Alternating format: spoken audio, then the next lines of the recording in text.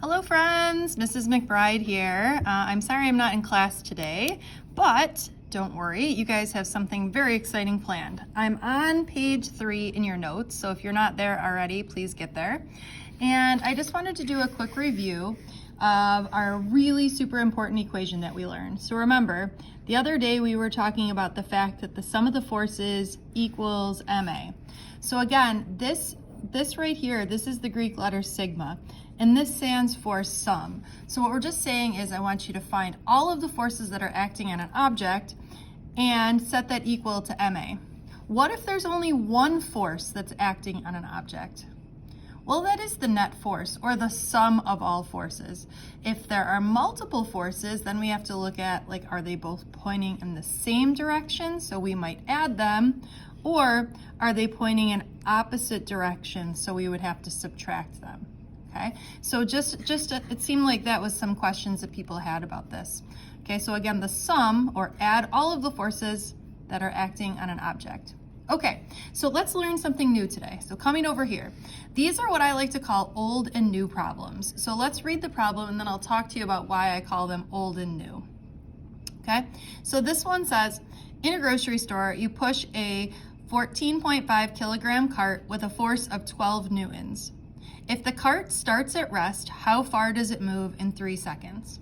Okay, so when I read this problem, it feels like there's some old information in here, you know, like at rest and time, right? And we're looking for how far does it move, right? So those feel like old information. But there's also some, I'll say, new information in quotes, because we were talking about, you know, F equals ma. So I see some, you know, mass, and I'm looking at force. Okay, so I like to say, all right, I'm gonna look at what my old information is and what my new information is. Okay, so my old information, you know these friends. This is our x, v naught, v, a, and t. And my new information, this is going to be f, m, and a.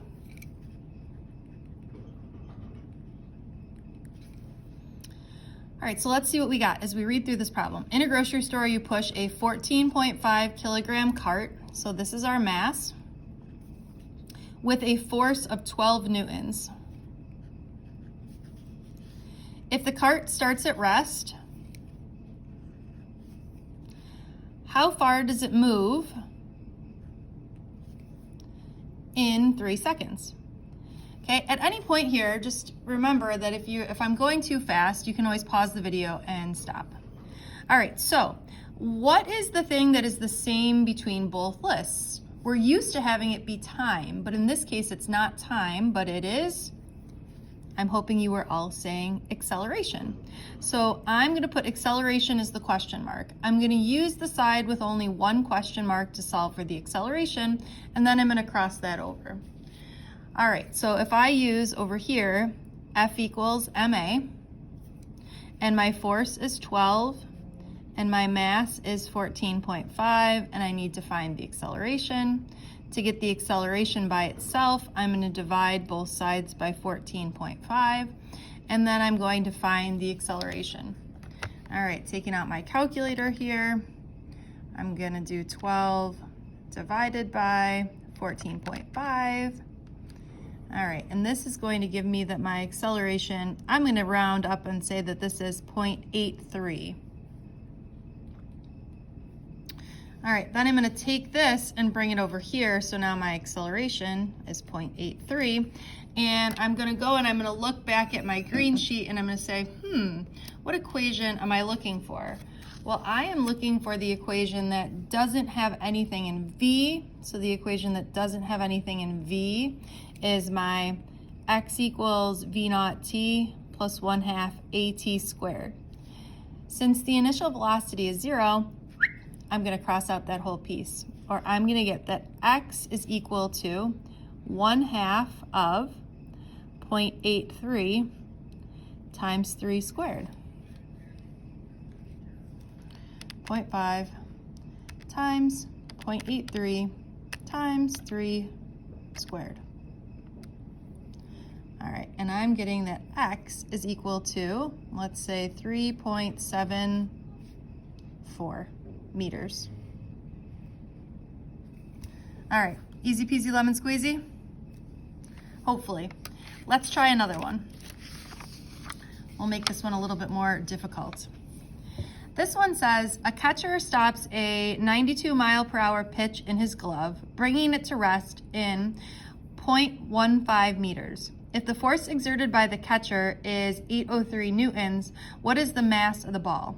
Okay, well, first of all, I'm sure you all know, or you didn't really want to convert, that 92 miles per hour is 41.13 meters per second.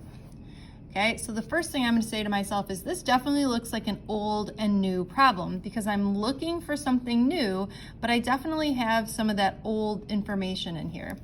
Okay, so I'm going to start out by writing my old and my new. Okay, so I got my X, B naught, V, A, and T, and I've also got my F, M, and A. All right, so what is this 41.13?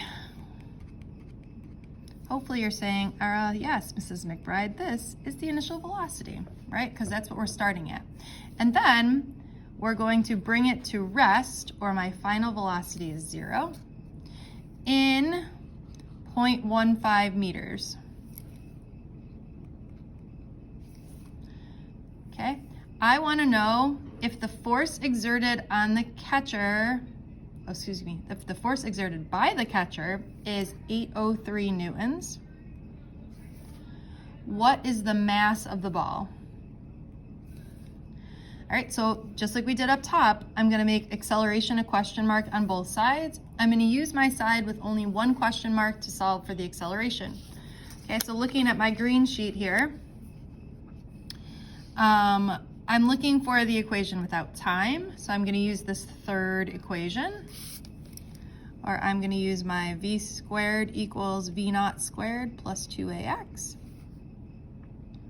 And I'm going to get that, let's see, 0 squared equals 41.13 squared plus 2 times a times 0.5.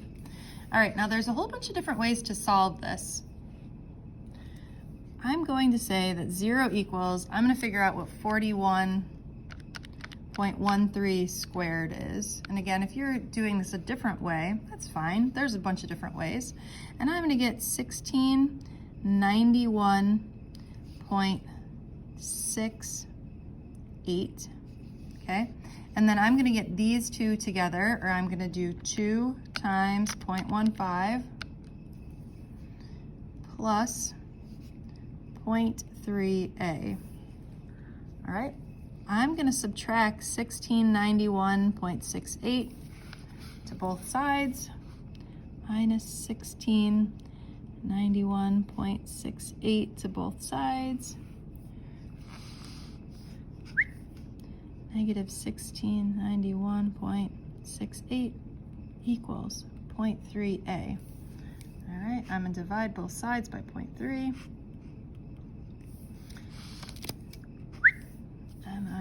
Let's do some math here.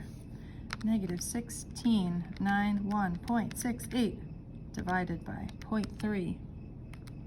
Oh wow, that's a large number.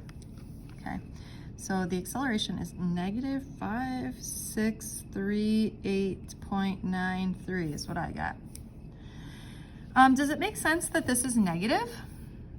Hopefully you were saying yes, because we're slowing down, and slowing down means negative acceleration, okay? And this is a pretty large number, right? This is a pretty fast pitch, 92 miles per hour. So we're gonna have a large acceleration. All right, let's bring this over here. So we're gonna bring over negative 5638.93. Okay, so now if we use our F equals ma, our F is 803. Our mass is unknown, and this is negative 5638.93. I'm running out of space. Okay, divide both sides.